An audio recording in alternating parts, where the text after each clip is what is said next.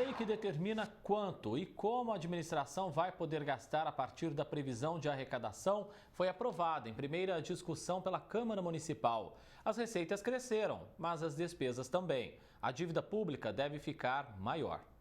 4 bilhões e meio de reais. Este é o montante que a Prefeitura de Ribeirão Preto pretende arrecadar em 2024. Um aumento de 4,7% em relação à receita prevista para esse ano, que foi de 4 bilhões e 300. A previsão de investimentos na cidade também está maior. Destaque para a implantação do novo centro administrativo. A obra está avaliada em 60 milhões de reais. Membro do Observatório Social, uma instituição que apura a gestão pública, Márcio Minoro pondera em relação à aplicação dos recursos públicos. A discussão do centro administrativo exige sim um investimento, mas a gente prevê também, vendo o orçamento, que tem a previsão de venda de imóveis públicos. Então, provavelmente, essa venda dos imóveis públicos devem servir para custear o centro administrativo. Mas aí tem que ver a análise do ponto de vista do aluguel que a prefeitura paga hoje com ter o imóvel próprio, o custo-benefício disso. A projeção de receitas da LDO considera todas as fontes de renda, como transferência de outros entes federativos, multas e impostos.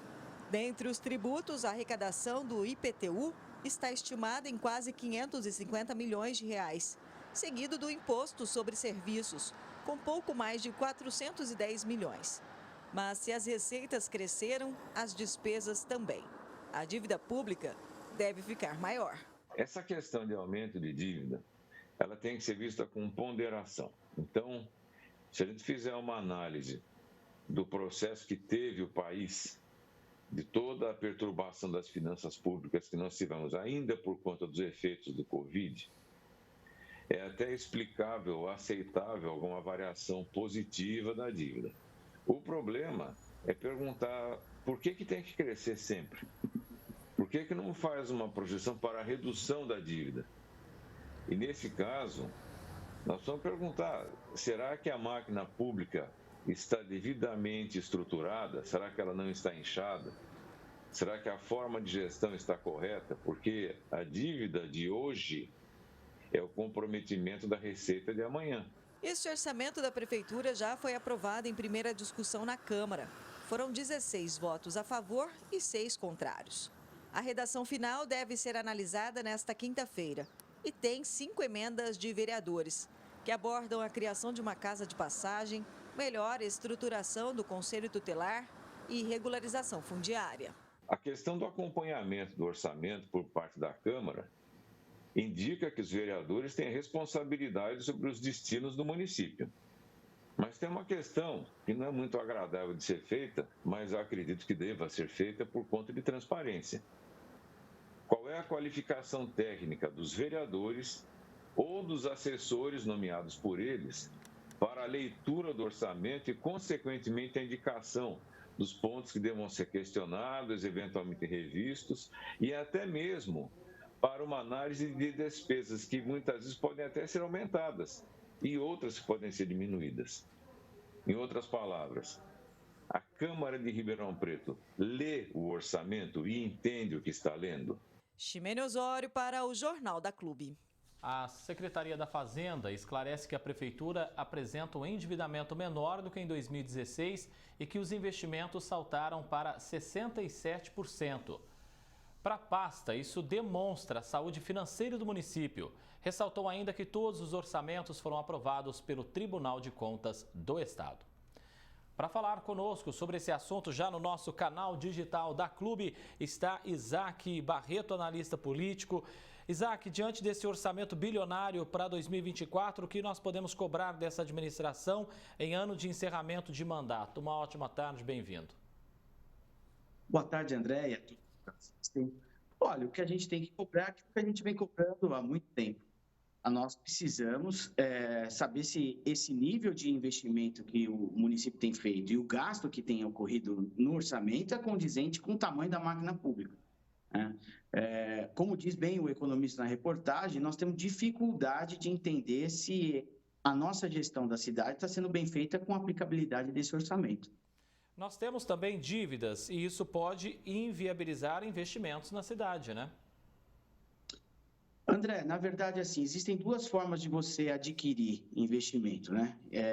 As dívidas, elas nem sempre são ruins. A questão é, nós entendemos o porquê que nós não conseguimos adquirir investimento com o próprio orçamento. A prefeitura gosta de salientar que tem se investido 60% do valor total da dívida, mas nenhum dos investimentos feitos na cidade foi feito do próprio recurso. Ou seja, para traduzir para o nosso telespectador, se você quer pintar sua casa, você tem duas formas. Ou você faz um empréstimo bancário para bancar essa pintura, ou você guarda dinheiro ao longo de um ano para pintar no ano seguinte. E o que nós temos feito aqui na cidade é que somente fazendo empréstimos bancários é que a gente tem investimento. E isso não é saudável, porque esses investimentos, na sua grande maioria, não foram feitos para diminuir o custo da máquina pública.